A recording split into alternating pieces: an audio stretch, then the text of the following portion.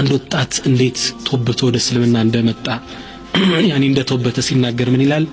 በጣም መጥፎ ዱርዬ ሰው ነበርኩ ይላል። ይሄ ሰው ኢኮኖሚ ሀብታም ነኝ። አንዴ መኪናዬን አስነስቼ ሲጋራዬን እያጨስኩ ሳመራ በጎዳናው ላይ ከርቀት ከኤሌክትሪክ ፖል ጋር የተጋጨ ነጭ መኪና ተመለከትኩ። ሩጬ ወደዛ ሄድኩ እሱን ለማዳን። ስጠጋው ከርቀት መኪናው በፊቱ ኑር፣ በዛ ሰው ኑር መኪናው ያበራ ነበር።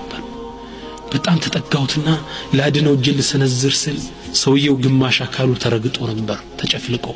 ልታድነኝ ትፈልጋለህ አለኝ። እዛ ሞት አፋፍ ላይ ሆኖ አዎ አልኩት፣ ላግዝ ነው። እንግዳ ሲጋራን ጣል። መጀመሪያ ሲጋራዬን አስጣለኝ። ደነገጥኩ አለ። ሞት አፋፍ ላይ ያለ ቃል ከባድ ነበር። ተነገቱ። ከዛ ጎትቼ ላወጣው ስል ምን አለኝ? አሁንም ልትረዳኝ እውነት ትፈልጋለህ አለኝ። አዎ አልኩት።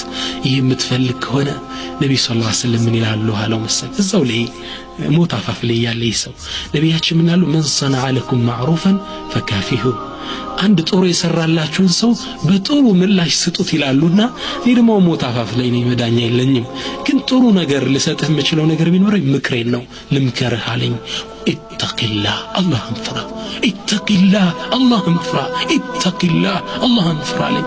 ሶስቴ ተርበደበድኩ አለ። ከዛ ምን አለኝ? ኢያከ ወሩፈቃ እሱ፣ መጥፎ ጓደኞች ራቅ አለኝ። ተርበደበድኩ፣ ደነገጥኩ።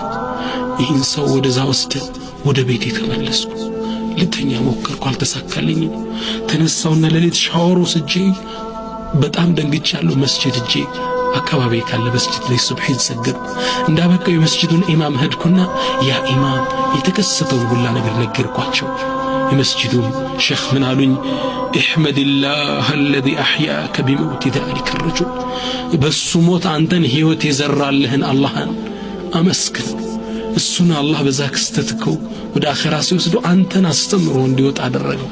احمدالله الذي أحياك بموت ذلك الرجل አሉኝ። ከዛ ወዲያ ራሴ ተመልሼ ለኔም ለሱም ዱዓ ያደረኩ